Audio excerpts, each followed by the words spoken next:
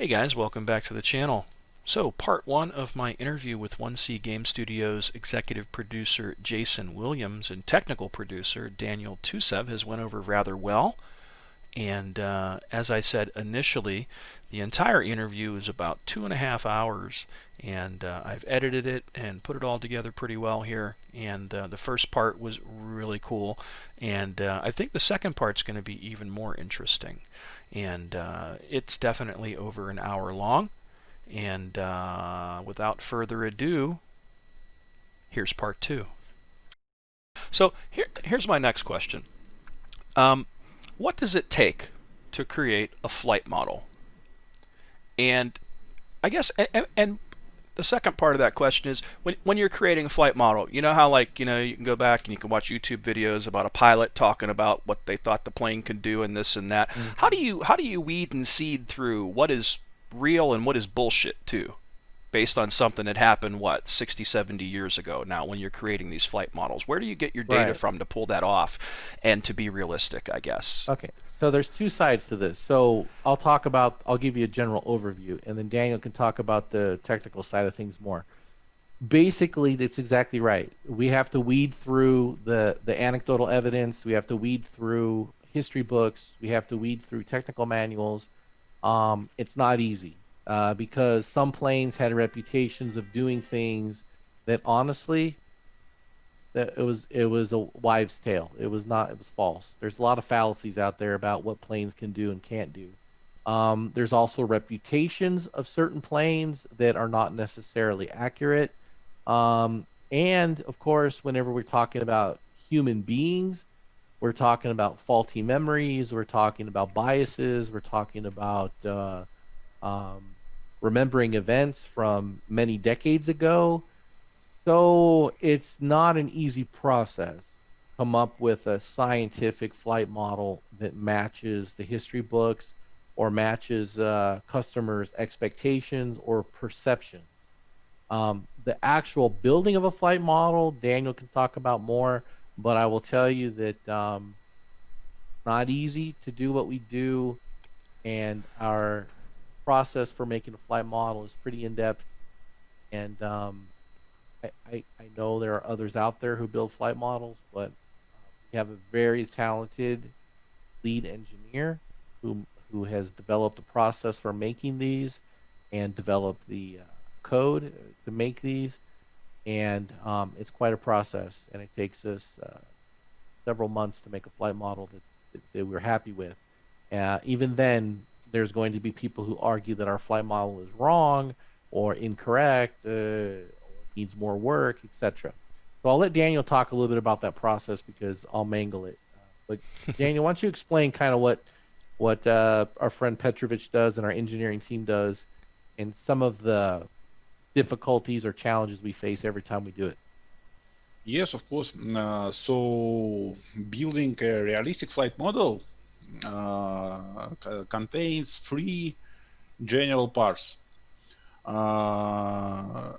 First part, is the basis, so technology.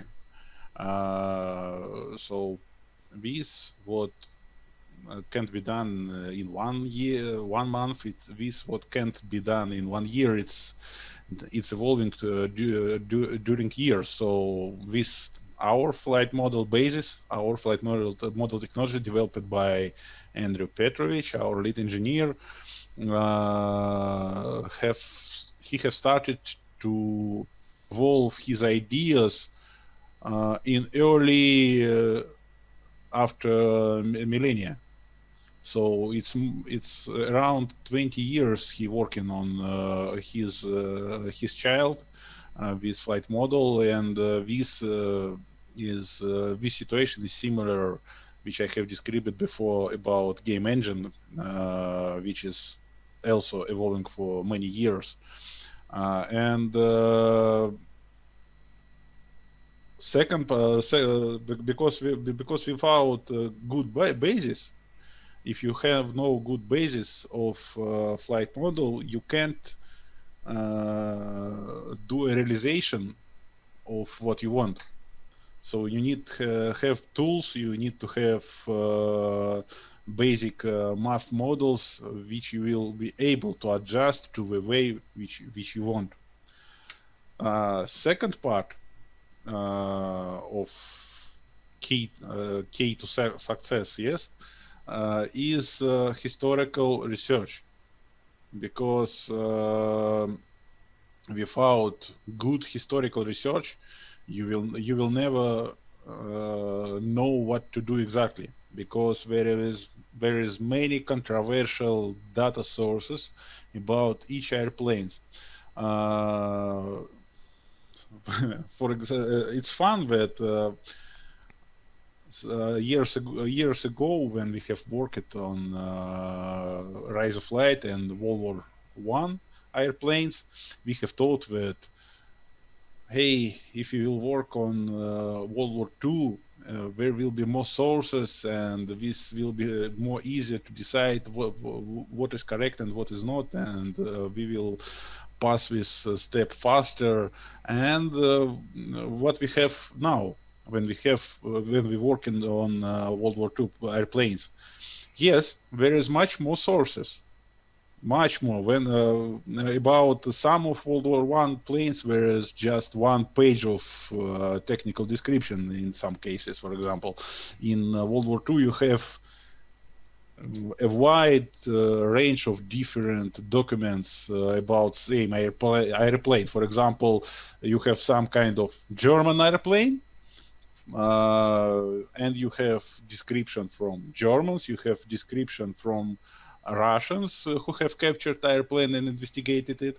You have same description from British, and you have same investigation from American aeronautic specialists. And all these descriptions are controversial. They all describing different numbers of performance. And this is a part of job of our historical consultant, first of all, and of our engineers to decide which of these sources are believable and which are not. We using methods of historical science for this. When you comparing different sources, and you see that some of them matching and one of them not matching to all others, and this means that this one is incorrect, and which matching sources which matching are correct, and other methods. For example, engineering analysis. You can, because you have, if you have aeronautical education and experience in aeronautical engineering, which is presented for our lead engineer, of course, and for our engineer programmers who developing flight model, you can do your evaluation which sources is lying and which source is correct.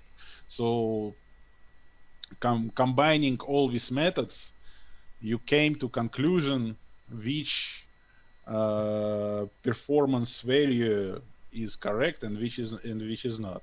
And this work is performed not just one for some kind of, I don't know, it's repeating for each part of flight characteristics list. And you also got to analyze how these characteristics match each other, because if you have super speed by some source, you have super speed but very weak climb rate, for example, it will look strange, and you got to understand why it happens. So this is the second part. And the third part is realization, which is done by our engineer programmers. You got to know how our flight model technology works. You got to analyze all sources which were selected as correct and which we have decided that they are correct, and you got to follow all the procedure how to implement all these flight characteristics to our flight model engine, because it's not just type a digit that this airplane will fly 520 kilometers per hour at 200 meters. No, our flight model is based on some kind of aerodynamic calculations. So you adjusting aerodynamic characteristics about airfoils, drags, points of masses, aerodynamic surfaces, parameters, and all this stuff. Engine, of course, all parameters of engine, and the speed of airplane is just the result of how all these particular parameters works together, and this is know how to combine all these characteristics correctly to have desired result. So actually, each airplane is a huge research process. It's a research process about its flight characteristics. It's a research process how to achieve these flight characteristics by assigning believable and correct aerodynamic characteristics. And also it's a big research about how this plane looks like, because for example, when you have some kind of blueprint from maybe, I don't know, some kind of aeronautical archive, this does not mean that this blueprint is correct. You make a comparison with World War II photo, for example, and you see that blueprint is not matching to it, and you got to stretch this blueprint to make it match with a photo. And all these researches take weeks, and it continues during the development of airplane 3D model and development of flight model. So I hope I have explained to you how to do the flight model. And it can't help that all your source material people, like the pilots that you could talk to, most of them are dropping off now because they've got to be close to between 80 and 90 years old, if not older now, right? Because 1940 to 2020. Yeah, you're looking at some of the data we're looking at is definitely that 80 years old, maybe less, maybe more. Definitely the World War I stuff we looked at is over 100 years old at this point. Exactly, and like finding pilots that you can talk to, I guess is my point, would be kind of the challenge at this point in the game, being 2020. Yeah, we have talked to pilots who fly, old vintage warbirds. But the problem is, even if you talk to pilots who fly, like, say, a P-51 today, right? Is he flying it under combat conditions? No. Is he scared for his life? Exactly. And making the plane flying on the edge of the envelope all the time? Nope. No. And on top of that, the parts are probably different to keep for the upkeep. You know what I mean? So it's probably going to perform quite different than what. Well, So the engine could be a different type of engine. Yep. The fuel could be a different type of fuel. Could have fuel injection as opposed to carbureted. There's all kinds of differences maybe the now. variables, but it's a lot of variables, a lot of factors.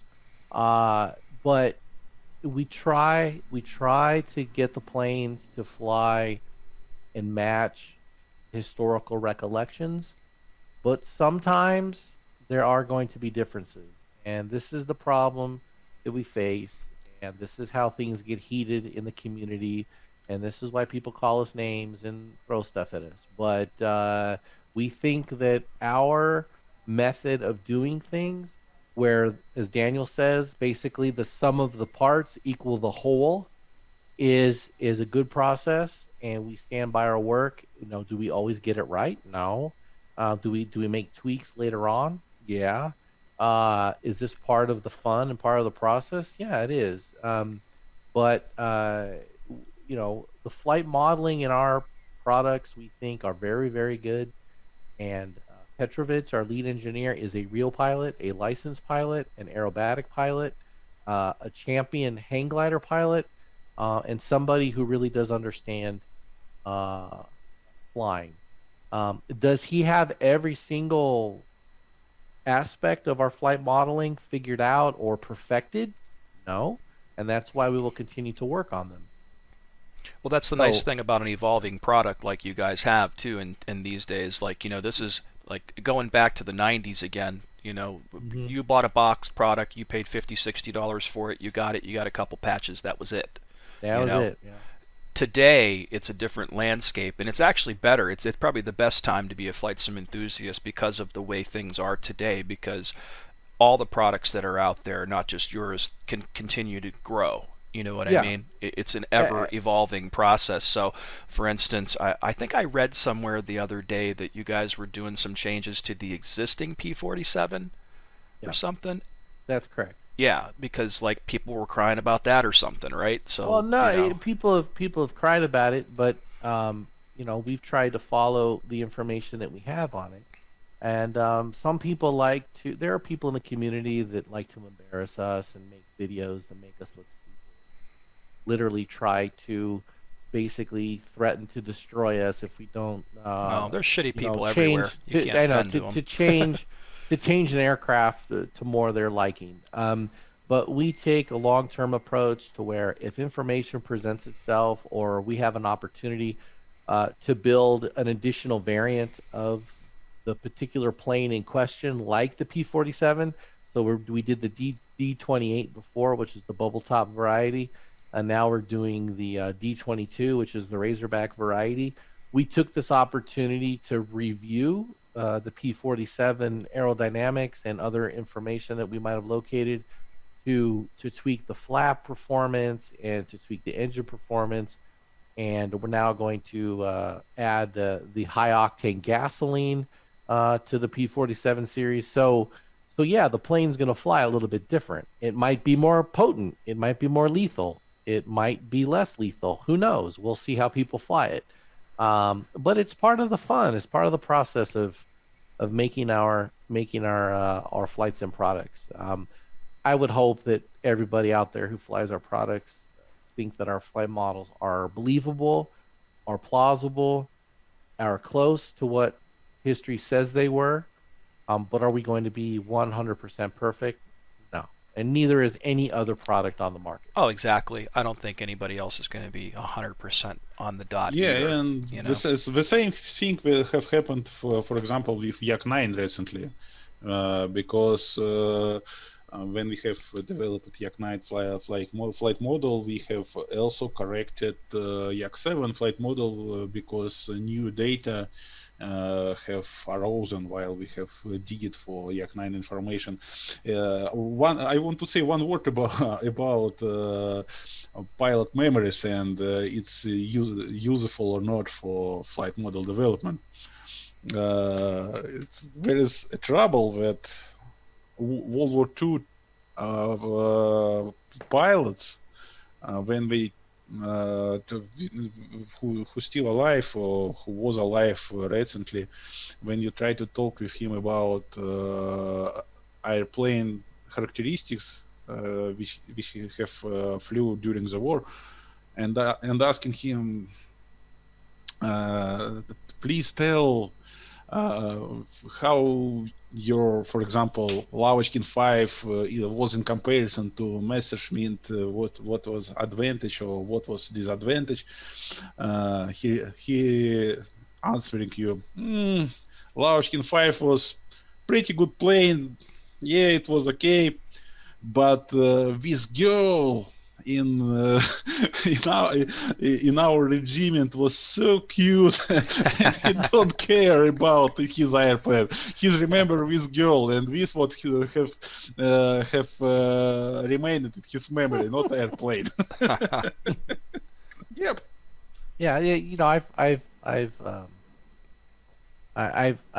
I've listened to stories from old timers who flew in the war, and it's always interesting to hear their recollections. And you read comments from like Chuck Yeager who says, it doesn't matter what plane you're flying, it all depends on the skill of the pilot, you know. But when you make a computer simulation where, um, the differences in performance can be practiced over and over and over again, and you can find different advantages or different ways to defeat the enemy because you're playing a game or a simulation. You can die and fly Yeah, the over and risk over and isn't over again. there. The Yes. risk isn't there. Yes, So exactly. in a real combat environment, there weren't a whole. I mean, there was and there wasn't. I mean, there were pilots who got to fly and engage in combat many times. Then there are people who died on their first mission. Oh, exactly. So the experience is a bit different. So flight simmers tend to hone in on the technical differences between various aircraft, and real world pilots didn't have that luxury necessarily, right? So tactics evolve and experiences evolve, or experience were different back then. So it's really hard It's a loud, to produce an environment that mimics real life, you know. it's a very loud, opinionated group, and it hasn't changed much in the past probably 3 decades that I've been messing with flight simulations. The people are still there. They're just a tough crowd, you They know. are a tough crowd, but they're also a very resourceful crowd. So there are lots of situations or examples where the community, even though they're a pain in our ass sometimes, they've provided information to us that has helped us make the product better. So I'm not just going to be shitting on the community because there are those who always take some kind of beef to the nth degree, and then there are those who complain about something but also say, "Hey, I have information that can be helpful." So it's always a process to get things right. But Oh, it's definitely, yeah, I it's a think, very passionate group as well, for sure. of course, well, yeah, if they weren't passionate, we wouldn't have business. Good. That's for sure. So, how do you guys decide on what the next great battle is when it comes down to things? You know, we've went from what, Moscow, or no, Stalingrad, to Moscow, to Kuban, to Baden-Platte. The next one's Normandy. How did the decision come about that, hey, we're going to Normandy next, or we're going to Moscow next from Stalingrad? Well, that's kind of my department. It is my department. It's what I do. Uh, so a lot of factors come into play. Potential popularity of a new product, what resources we have available to make that particular product. That's one reason why we haven't gone to the Pacific yet. The potential budget and cost versus the return on investment. Strictly numbers also have an effect.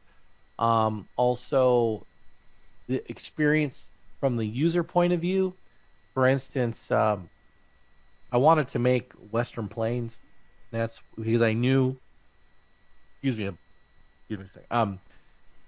I wanted to make Western planes because I knew we were lacking that appeal to the overall franchise.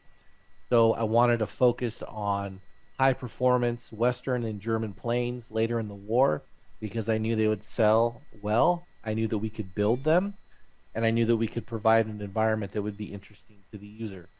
So we built Bodenplot. But once we built Bodenplot, I was thinking of where could we go next, and I thought that just building Bodenplot, I could leave. I could leave Europe and go to do Pacific or the Mediterranean, or I could go to China, or I could go to maybe Korea or do something like that. But I felt that from a user perspective, just having the Bodenplot product was a bit of an incomplete experience. And I didn't want all of those customers who invested in Bodenplot to go, gosh, it would be great if I could fly the P-51B, or I could fly the Razorback, or gosh, I really want to fly a Typhoon. I have the Tempest, but I don't have the Typhoon. And the air war in Europe, especially post Normandy or pre Normandy, really was a connected affair. You went from pre-invasion preparation to invasion to beating the Germans back in marching into Germany. Kind of like we have on the Eastern Front. We have Moscow, we have Stalingrad, we have Kuban. Maybe someday I'll do a 1944-45 experience on the Eastern Front. But on the Western Front, at least, I felt that I could produce a product that would give users the whole experience from shortly before Normandy and then after Normandy. So I felt that doing the Normandy product was a natural extension of the Bodenplot experience, and I felt that that would give Western fans of the Western Air War something to really give them a good time, to go from pre-invasion to invasion to post-invasion to victory in Western Europe. Another thing would be, of course, to do, say, to get a similar experience, I could do Battle of France and then Battle of Britain, because I see those as an interconnected theater of combat, right? Or I could do another Eastern Front product and kind of complete that whole scenario where users could go from Moscow to Stalingrad to Kuban to, say, Bagration, right? So I'm kind of looking at our products as like kind of like an episodic TV show, Mm-hmm. or a serialized, sorry, wrong term, a serialized television show where you can follow, one storyline within the greater context of a larger product. Um, so I see our products as kind of like maybe a series of movies or a series of television shows that tell the story of various aspects of World War II air combat. So I felt that doing Normandy after Bodenplot would give the user that kind of grand experience that they were looking for, that maybe you had gotten in an older flight sim, like, say, European Air War, right? Remember European Air War from the 90s? Oh, totally. I really liked that product, and it really gave me kind of a wide understanding of That Air was War in super Europe. fun. Yep. Yeah, so I want to do the same thing with Sturmovik on the Western Front. So I think that having Normandy and Bodenplot as companion products, um, and when you match that up with our career mode, like you can do on the Eastern Front with Stalingrad, Moscow, and Kuban, I think that will really be a pretty awesome experience. So that's why I decided to go to Normandy. I know that's a long answer, but those are all the kind of things I have to take into consideration. So you you talked about the process of how we get from point A to point B when you're picking a product for where the Mm-hmm. next battle is going to take place. But will we ever see the Pacific Theater? Well, I hope so. That's always been my dream. Do it, but to do it right. It's a difficult process because we're talking about new technologies for the team to build, carrier operations, etc. We're talking about building ships, and we want to build, very detailed and nice looking ships. We don't just want to build two ships. We want to build more than one type of ship.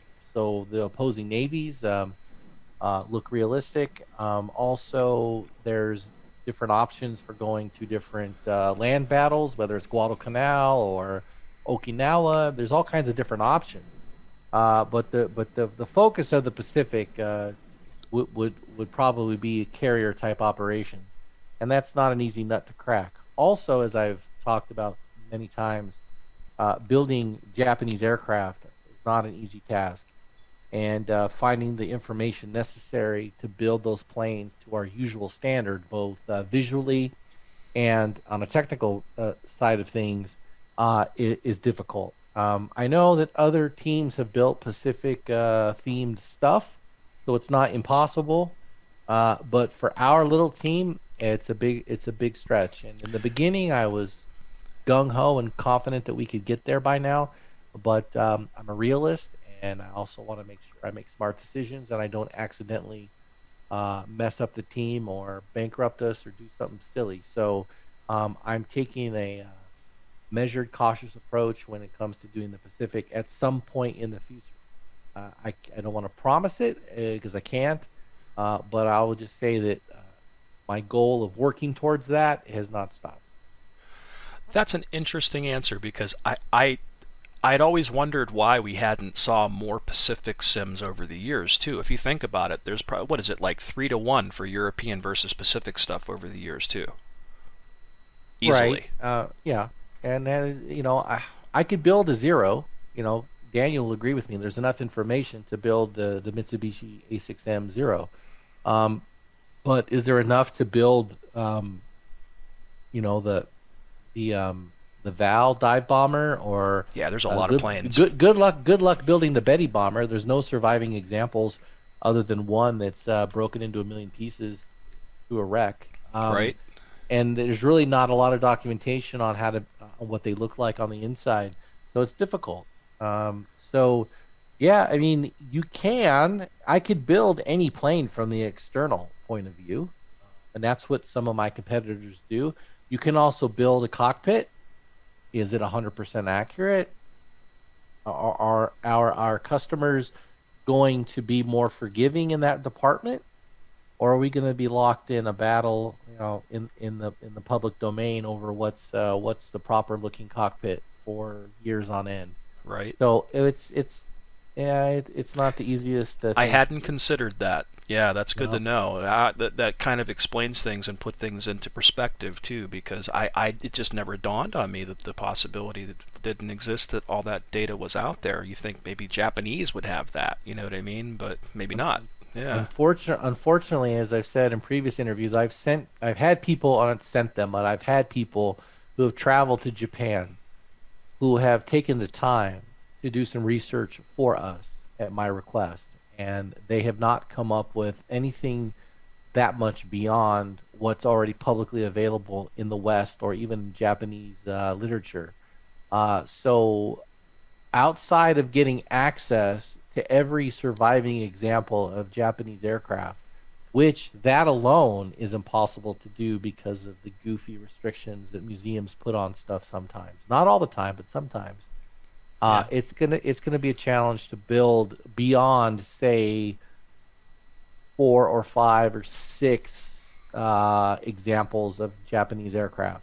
Yeah, it Um, definitely makes I sense. could do Yeah. I could do 4 or 5 different variants of the Zero, but am I ever gonna build the Mert? Am I ever gonna build various the Jake, or other Japanese planes that would be very good for gameplay, but would they be at all accurate? It's a challenge. So, where are we at this point with Normandy? Let's talk about what's up and coming. I read recently that, like, the Razorback is very close, but where's the rest of this come into play, and what are we looking forward to with Normandy? Daniel, yeah, I'll let Daniel address that. Daniel, you got any comments on that? You want to reveal any little bit of info?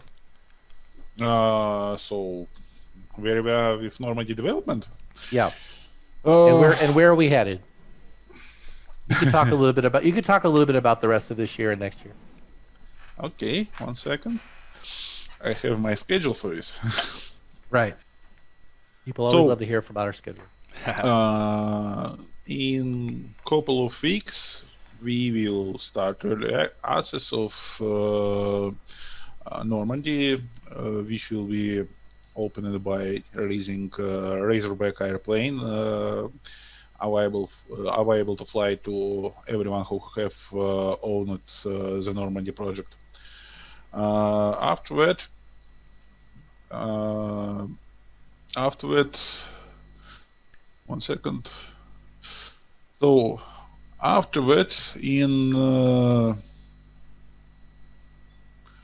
November, there will be C-47 transport airplane, which will be for a while non-player controlled airplane, but with full-scale flight model and full-scale external 3D. And at the moment, a big progress have been performed in map development with all researching works, because researching is big part of map development too. You got to decide which map square you want to have, which towns, which airfields, which objects, which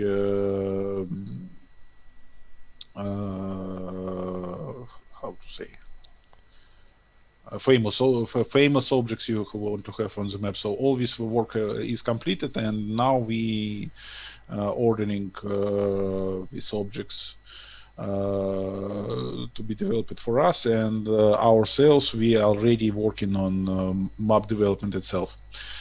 This map we should be pretty cool because it's very variative. It have channel, it have cliffs of Dover, it have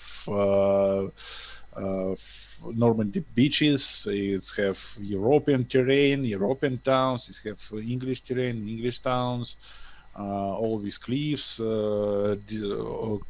coastal defenses of Germans, and all this stuff. So it will be very interesting to fly booth.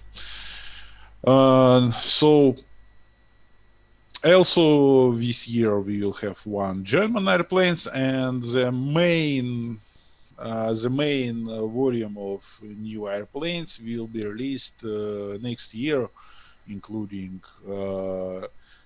early P-51,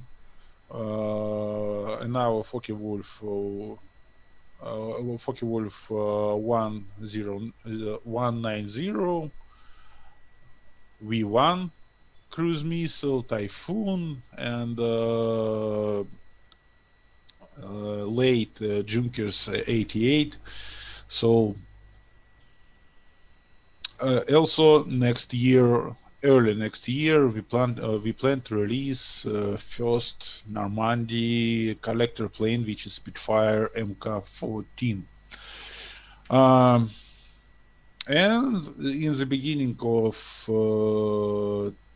2022, we plan to complete all the other stuff for Normandy and release it. So there's also we're working on the Hurricane Mark II for collector plane that will be available this year, later this summer. So 2021 is going to be backloaded with a lot of additional airplane content, and 2020 is going to be finishing the collector planes that we promised last year, and starting to roll out content for Normandy. And also, we will have some additional announcements about potential future projects that are currently in the early design phase. We hope that we will have agreements with whoever can build those coming out later this year.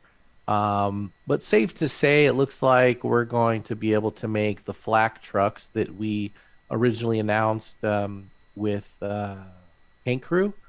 So we hope to have some AAA batteries and mobile AAA batteries that you can play as a user or as a player in the first person, just like you have the tanks or airplanes now. And we think that would be a welcome addition to the environment. So that should shake up multiplayer a little bit. So yeah, we still have a lot going on, a lot to talk about. Oh, I'm also forgetting one big thing. Team Fusion's North Africa product will be released later this summer, and like I said earlier, there'll be a more official announcement on this soon. So that is a whole additional new product that we're adding to our store and to Steam that will give you a lot of cool new aircraft to fly while we work on our Normandy products as well. So if you got that itch, we're giving you stuff that you can use to scratch it. So there's a lot. Nice. There's a lot going on. Yeah. So where does that? I was listening to what he was saying about Normandy and whatnot, but where does that put the Normandy map itself being ready for prime time? Oh, it's a ways away. That's a ways off yet, huh? Oh yeah, that's later next year. Okay. And the one thing I read the other day was something about that. The Razorback's coming out first. I get that, but something about how you could use the Normandy planes in the campaign for Bodenplatte? Yeah. So the Razorback was also in operation on the continent after the invasion, in the Bodenplatte time frame. So late 44, early 45.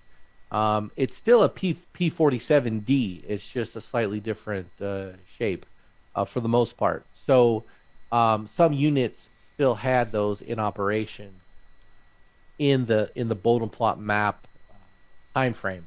So what we're doing is we're going to take the time now to allow users who own Bodenplatte and own Battle of Normandy, who have pre-ordered Normandy, to use the D22 Razorback in the Bodenplatte career mode. That's pretty cool. Yeah, so we're able to add that to the career. Now we can't always do that, but it just so happens that the timing is right, so we can give users that option. So it made sense. Yeah, so it made sense to take the time to do it this time. So if you want to fly the Razorback, if you're a big fan of it, and you own a Battle of Bodenplatte, and you happen to have pre-ordered Battle of Normandy, then you'll be able to play the Razorback, play with the Razorback, fly the Razorback in the Bodenplatte career mode. So that should be fun. Sounds like it. So and fly against it as well. So they will, if you fly for the Germans, they will appear in the sky, flying missions for the Allies. Nice. So here's a question for both of you.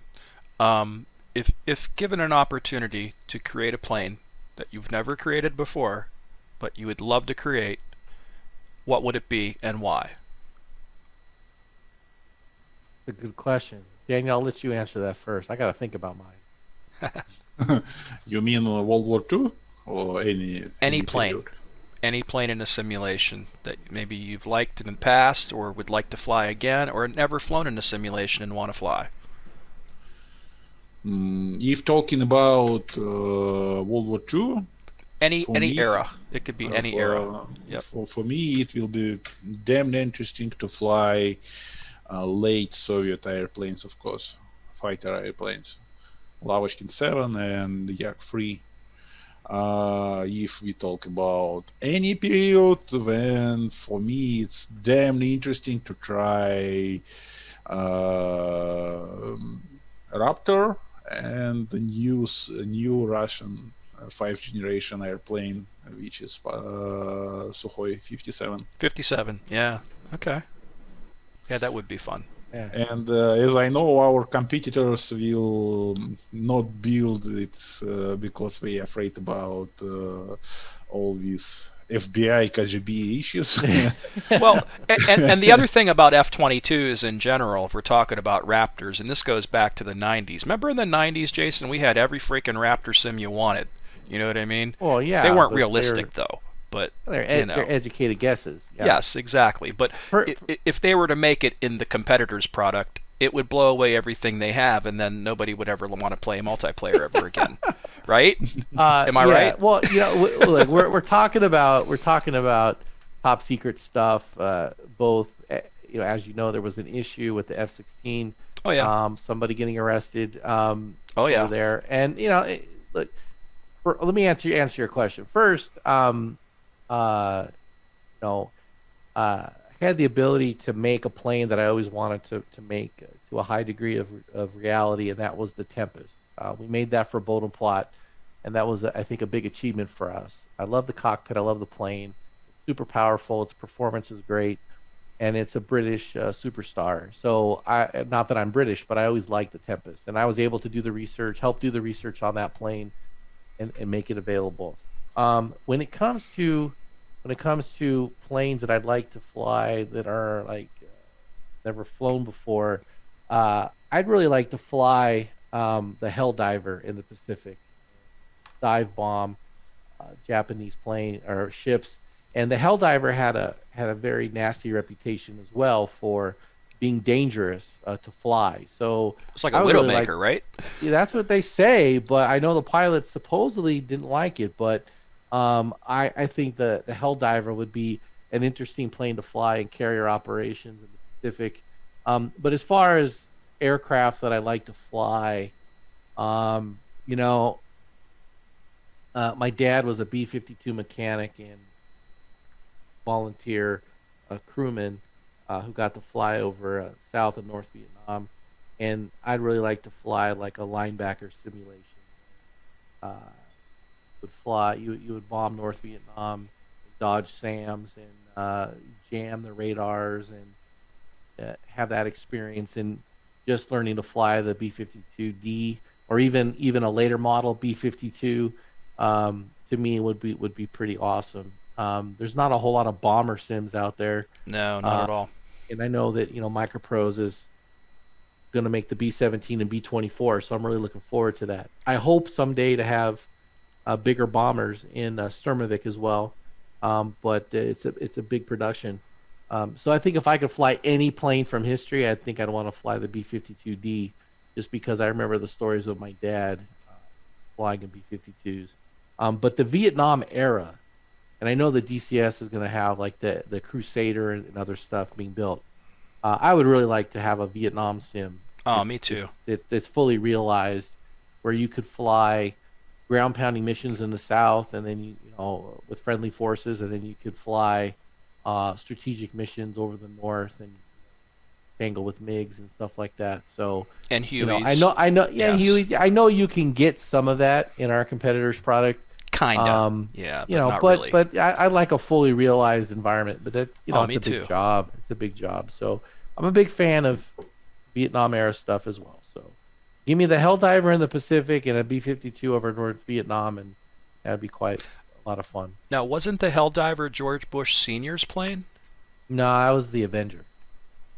He flew Okay. the Avenger. Yeah, That's he right. flew the Avenger. I've been to Avenger all the would be major cool too. museums. I remember seeing them. I always Yeah. got them confused. They're just big, giant radials, aren't they? Both of them. Yeah, as I think all of our Navy planes were. But Yep. we had the Dauntless, right, and we Mhm. had the Avenger torpedo bomber. The Dauntless was replaced by the Helldiver. Okay. But the Helldiver, I think, started operations in late 43 or 44, and it was the primary dive bomber going through all the major battles that crushed the Japanese Navy in 44 and 45. So it was used quite a bit, actually. But the history books don't talk about it a whole lot. The Dauntless gets all of the love because of its performance at Midway and earlier in the war, when Guadalcanal and whatnot. So it's interesting. I kind of like sometimes flying more obscure aircraft than the superstars from the history books. That's just me. I'm kind of finding that myself too within your products because you guys have such a wide variety of planes. Like, I think am I correct in saying because it's a Russian developer, there's a lot of Russian planes, and if you're Western, you've not heard of all those planes. You know what I mean? Well, yeah, I mean that was the appeal of the original Sturmovik was Yep. like, we've never flown a Yak before or a That's right. Lavochkin. Like, what are these about? And honestly, I gotta say that in Western media, the Sturmovik line of products has done a lot for introducing Westerners to Soviet aircraft history. And as an American who works with the Russian team, I like learning about Eastern Front aircraft and planes that I didn't read about when I was a child. Yep. So it's a lot of fun. But I also love Western aviation history. So I think it's great to have this kind of international. Well, even though it's primarily a Russian team, we do have a team of people around the world that assist us, and I do like working with people from different countries to get the different perspectives and to make aircraft from many different nations. We have Soviet aircraft, German aircraft, British aircraft, and now American aircraft. So it's four Italian of the too. we have one Italian plane. That's right. Yeah. So we have five belligerent nations represented in our product. So yeah, that's pretty cool. Because it's neat that as I played more of the products, I find myself as much as I love the P-38. That's probably my number one favorite out of all the planes that are there so far. But I love the MiG-3. That MiG-3 was is cool. so much fun. And then the Italian one, the Mach-E, The what is Mach-E, it, yeah. 202? 202, yeah. like both of those planes, I never thought in a million years those would be something that I would get into and really enjoy. And Yeah, I jumped in there and I started flying, and I'm like, holy shit, this thing's fun, you know? yeah. The Italian bird is interesting, and there's so many other Italian planes I'd love to build. So that's why I suggest everybody check out Team Fusion's North Africa product, because it's gonna, it has the CR-42, it's got Machi, it's got a couple different things. So Italian planes are cool, definitely. No doubt.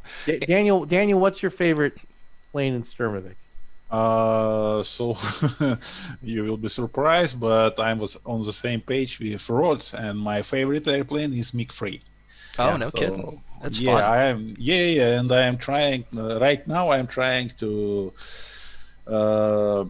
make a cosplay of flying school. So I have made my missions with flying circles around the airfields, polygon practice, flight practice in flight training zones, and all this stuff. So this how I am playing our game right now.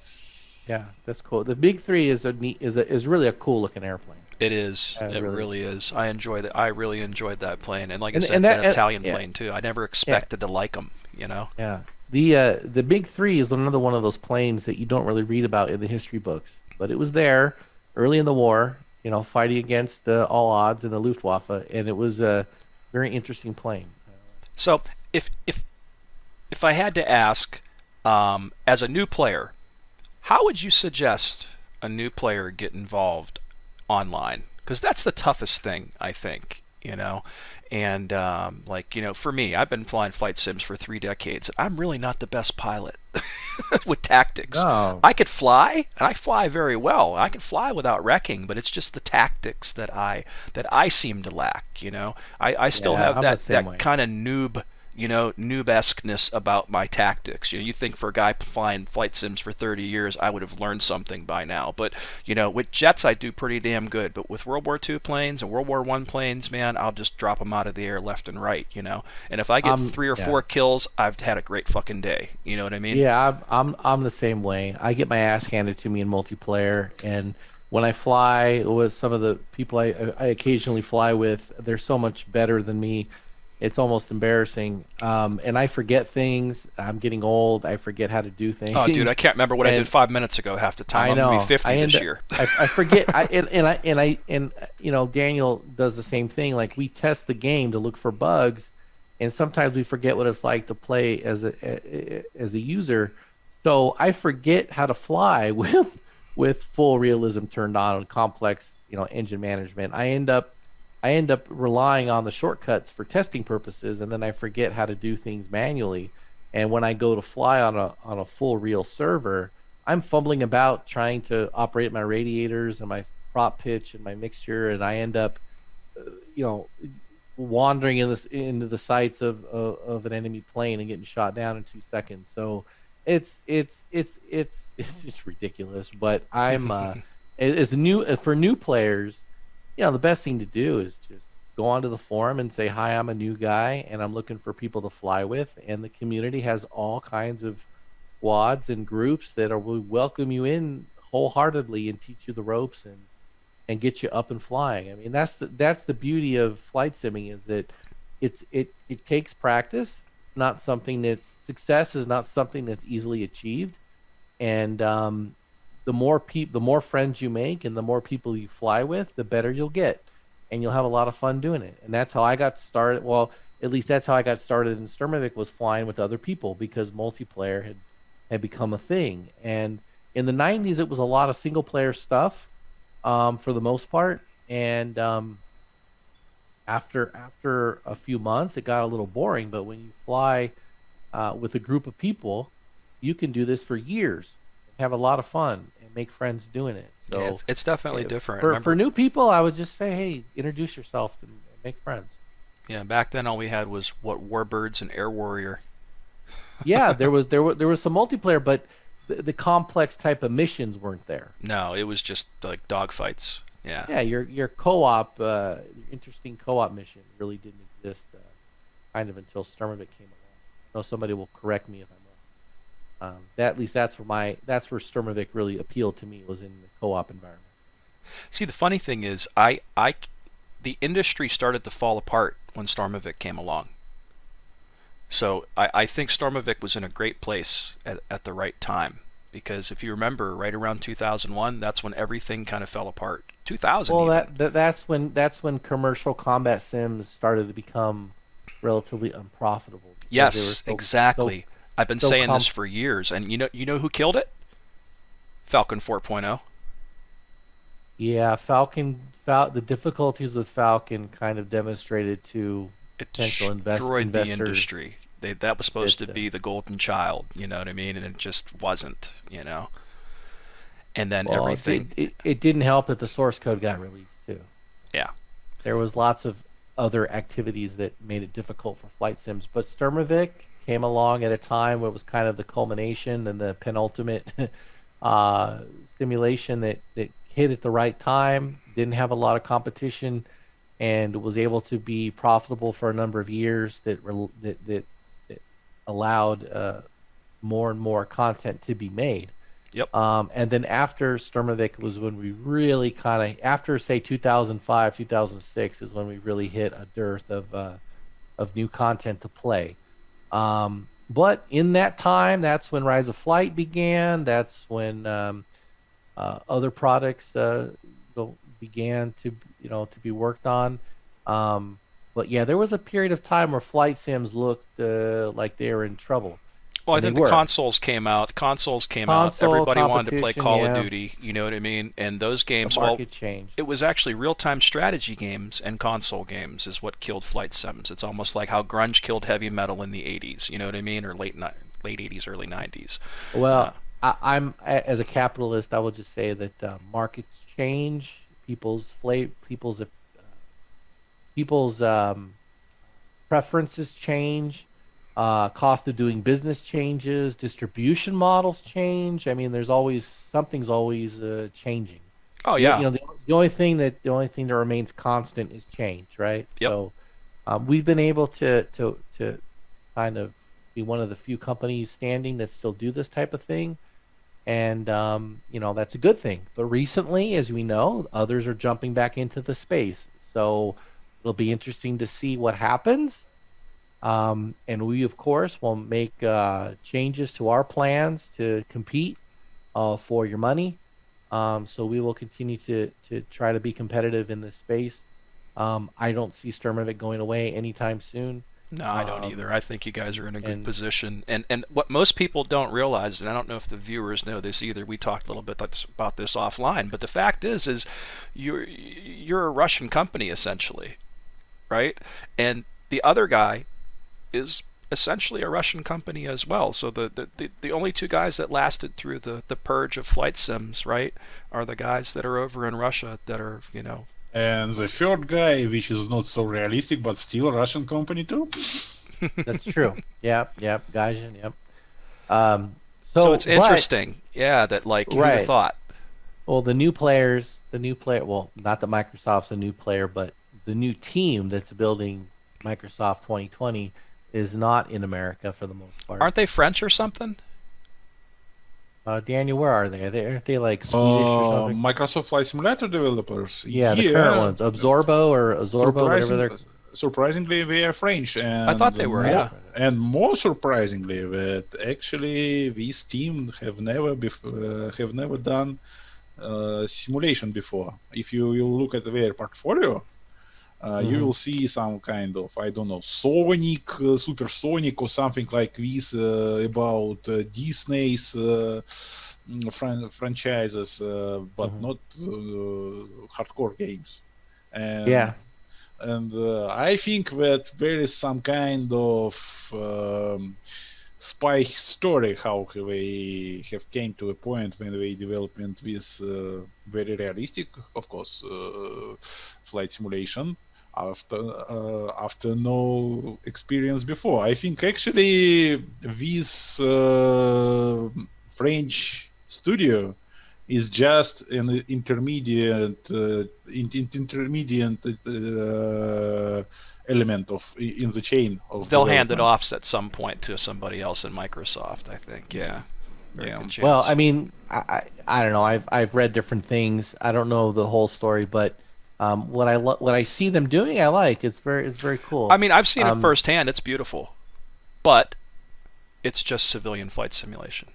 well, if you're a combat fan, yeah, and Yeah. I certainly hope that they don't do combat, or if they do combat, do modern combat. And there's also Microprose who's jumping back in. I know a bit more about that story because I was actually talking to somebody who owned the rights to some of these franchises that are now being resurrected, and I kind of know how that came to be. But what they produce and what the final shape of it all is, I don't know. Yeah, that's where Um, I'm on the fence about that right now. And they have a good guy working for him over there. I believe as a producer, Sergio Costa. He's a really good dude, and he does a lot for Helisimmer. He's into the helicopter simulation side of things. So because of that, I'm very hopeful that we're going to see maybe a gunship again or something. That would be yeah, really yeah, they're nice. definitely making some kind of helicopter gunship Yep. game. But I'm aware of some information about that, and I know that obviously they're doing I guess another B-17 Mighty Eighth but product. That that's what I was the getting models, to. You yeah, the mentioned that. models that I've seen look really It nice. looks great, but the thing is, that's going to be a VR game. It's not going to be a flight sim. It's only going to be a VR. It's a VR game. It's not going to be a flight sim. Yes. So I think it's going to be Oh, cool that it'll be VR and you can play as. I think my understanding is it's like Bridge Commander only on a B-17. hmm. Yeah, Okay. kind Oh, of a bummer, but kind of cool. You know what I mean? And well, I've seen them and all the different announcements they've made. Like I'm very hopeful, and Sergio's a great guy, and he tells me that good things are gonna come, and I believe him.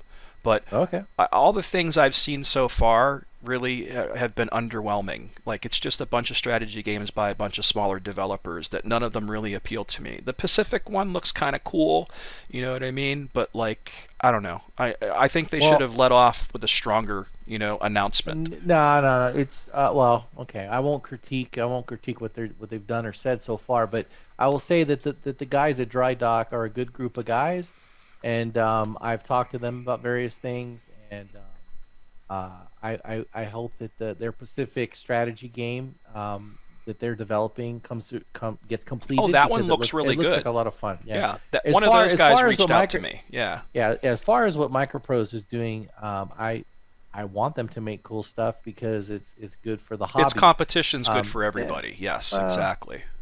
I like competition to fail, but if they make something interesting that it makes the hobby more interest or more popular, I'm all for it. And what Microsoft is doing is or the Flight Sim 2020 looks fantastic.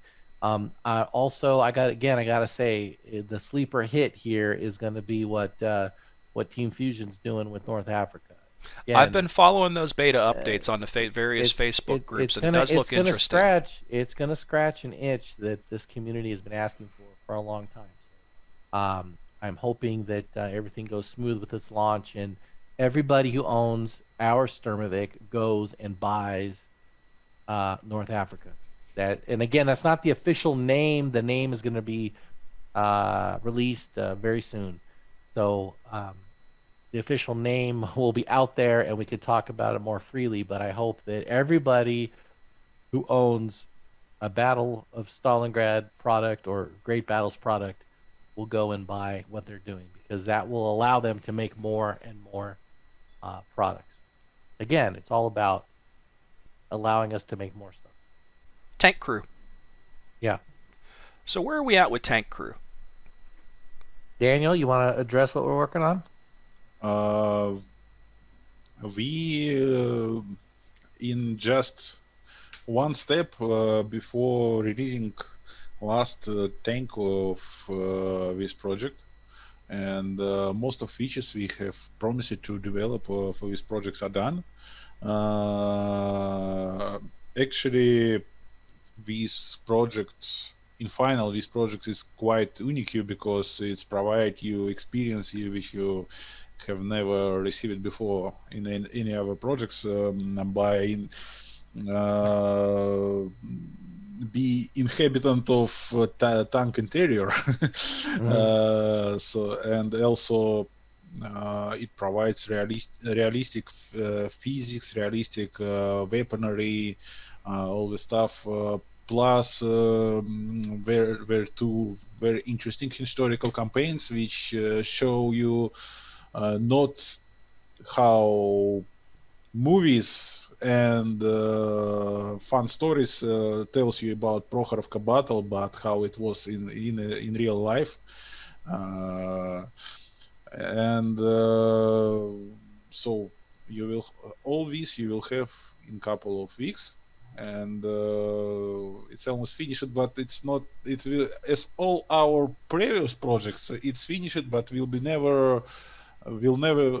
done because we always improving our existing projects. For example, we have a big plan to introduce infantry stuff for this project and maybe for airplanes project, but this will be done after sometime after release. So and our stuff too.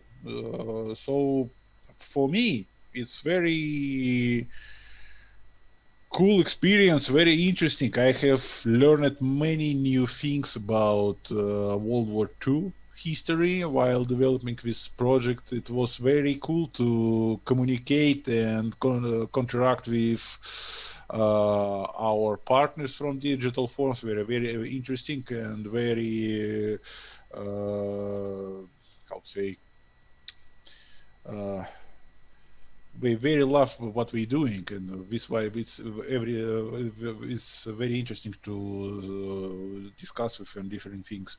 And I'm sure that who own this project is not is happy about his choice because he receiving what he haven't received in any other place of the world. So yes, this will be very cool fun, and actually I'm like this because when I took my VR headset and get to the tank, this experience incomparable to any other gaming experience I have had before. For example. Also, it's always as player, it's always interesting to know new things about vulnerable places of heavy tanks armoring, about advantages and the disadvantages of weapons and all this stuff. And of course, for me as player, it was very fun to play campaigns because Prokhorovka campaigns because they opening my eyes how things have went during this battle because in common mind Prokhorovka is a big rush of Soviet tanks against few German Tigers, and Soviets have won this battle very easily, but actually it was not. It was very hard battle for both sides, and actually Soviet side haven't won this particular battle at Prokhorovka. It was very hard, and its result was neutral. After that, in consequent operations, Soviets have pressed Germans back. But in Prokhorovka battle it was not, and it was a very bloody battle, and many heroic episodes were happened to during this event. So this is my attitude against this project. Now you're getting me fired up to play it. I have it, and I've been meaning to cover it. I jumped into it one day and didn't have my keys set up, so I was kind of lost, and I said, screw it, I'm going to go fly the MiG-3, you know? But I definitely plan on looking at it, and now I'm more excited to look at it after what you were just saying about it. That's very cool. Yeah, yeah. Let me just back up what Daniel said. That Tank Crew was an experiment for us. It was a bit of a gamble business-wise, but we think it has legs as far as a concept. And the tanks themselves are beautiful works of art that have been built in what we think have never been built before. There are some tanks that you can drive and play that I don't think have ever been recreated in a video game before. Sorry, a PC game. Or a sim. Sorry, let me correct myself. I keep using terms that are not correct. A PC simulation. So I was going to I say, think there's a that game that probably did, though, right? well, I don't know. I Really? don't know. I don't think you can drive and fight in a Ferdinand in the first person in any other game on the Okay. planet. I I just know could be wrong. I could be wrong, but I don't think so. I just know But War Thunder has so many things. They've just milked the well, shit out of it that there's you probably 5 million different tanks I'd never heard of in there. there are. But are you playing in the first person other than looking through a gun sight? No, probably Because it not. You're has right. has the cabin, has the interior of the tank been modeled to this degree? I don't think so. But I will just say that Tank Crew is that all of our products, as Daniel mentions, will evolve to some degree. We are working on an infantry element to be introduced to the combat environment. I'm also looking at possible changes to the control system. All I'll say is it'll probably be released, it considered released once the final tank is built, as I do also want to sell it on Steam. But that doesn't mean that all development on it will stop. So when you say But infantry, are you meaning like a first-person shooter perspective kind of no, no, no, no, infantry, or no. just infantry units, elements? Okay, An element that's on the battlefield. gotcha. That and makes more and sense. and and how detailed we make it and how they interact with the combat environment is still stuff that we're working out. But we hope that your experience as a tank gunner or commander or driver will be more interesting seeing infantry on the ground interacting and trying to complete the mission. I'm not saying we're going to have shooter level Yeah. infantry or shooter level AI or shooter level tactics, but it should be it should make the ground environment more realistic. Customers have asked for it. I underestimated the demand for it in the beginning, so I'm trying to give you that element to the game. Well, And infantry is a true obviously, threat too, because most people don't realize a guy on the ground with a bazooka took out a lot of tanks back in them days too, right? well, that's true. That's true. But we also are looking at like, well, what weapons were employed on the battlefield? Were there satchel charges? Were there grenades? Were there Panzerfaust? Were there, what was being used? So that's a whole nother machine guns. It's a whole nother element that we have to research, try to make to some degree. So it should be interesting. I think Tank Crew is one of those uh, diamonds in the rough that simmers can check out if they're into armor or if they want a different type of experience. It might be a slower experience. You're not flying at 300 miles per hour through the sky, but you're driving a gigantic 60-ton tank in combat. And if you play it with multiplayer with other people in the tank with you, which is kind of what I envisioned in the beginning as being the draw for Tank Crew, um, it's a really fun experience, and it really does take teamwork to be successful. And as Daniel was pointing out, we've tried to model the strengths and the weaknesses of all of these different vehicles. So, yeah, a Tiger tank is hard to destroy, but if you're driving, a T-30, a couple different T-34s are ganging up on the Tiger, just like in the history books, you might be able to knock it out with superior teamwork. So the only way you're going to do that is, working with your friends. So there's a lot of interesting gameplay stuff that's happening in Tank Crew that I think all of our Sturmovik fans should check out. And it exists within the same environment, right? Like, Yes, that's correct. So you could have a multiplayer server where you're driving a tank in combat, but then here comes yep, a vulched. Sturmovik or a Henschel coming in to blow up your tank, Yeah, you're vulched. and Yep. and you're vulged. But of course, because it's a simulation, it's a much more realistic environment than say your typical Call of Duty scenario or Sure. some other shooter. So we're a flight simulation that has given you tanks. We're not a shooter that has given you tanks. No, not at So all. Yeah. there's kind of a different approach here. So that's why you get a bit of a different experience. So the other thing is you brought up Steam for a minute, Uh-huh. and that's what I was going to talk about as well. I've always told people that it's best to buy directly from a developer, be it DCS, IL-2, whatever. You know what hmm I mean? Because does it really help you guys to do that way? If you're talking about sheer dollars and rubles, yes, we make more money if you buy it from us direct. Do we fault anybody for using Steam? No. Steam has some cool advantages, and it's a great platform. Do we wish they didn't take such a big chunk out of our profit? Of course not. But we use Steam to great effect, and we use sales on our website to great effect. Well, I'd imagine Steam is good for everybody in the sense that it brings people in that would normally not come because of That's just true. the numbers. Yeah, it's a big platform. It's good. It's a good platform for getting numbers. This is correct. It's not the best platform for making profit.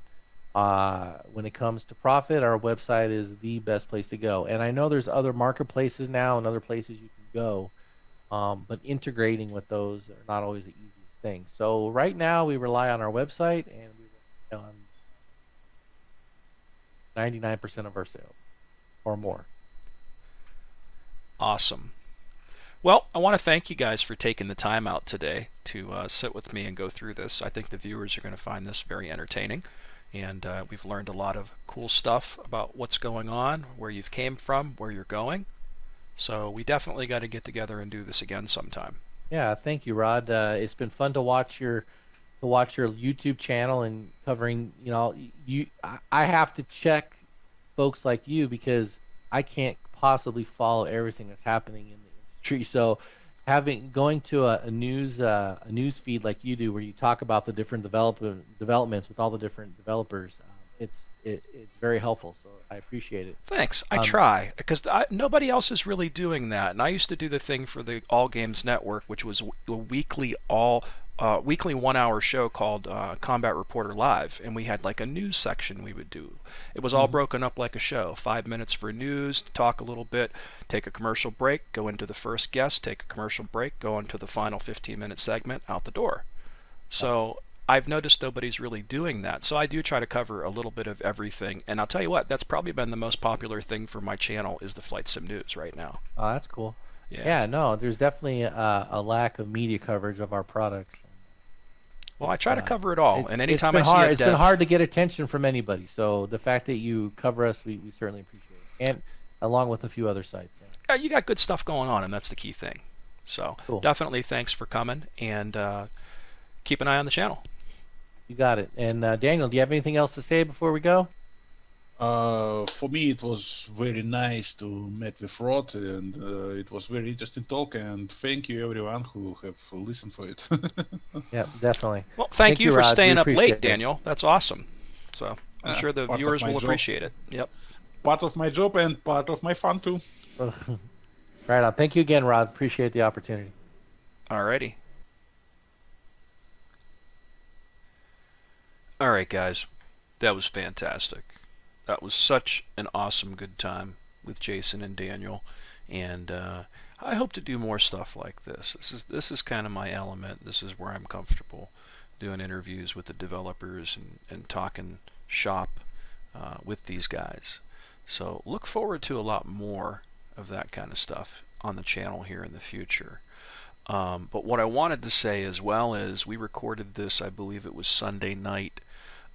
Today it is Wednesday night that I'm editing this, and today they announced the IL-2 Sturmovik Desert Wings Tobruk, which is the name now officially of the Team Fusion Simulations add-on product for Cliffs of Dover that Jason and Daniel and I were talking about throughout Part 1 and Part 2, and I was able to weave in the video of the announcement from today into the interview when he was talking about that. So if there's a little bit of confusion as to, well, there's the name right there and he's talking about it, why is he saying there's no name? Well, because we did this Sunday and they announced it today, so it just happens to work out. But again, it was really fun talking with those guys, and I'm going to try to get together with these developers and do a lot more stuff just like this in the near future. But I hope you've enjoyed the interview.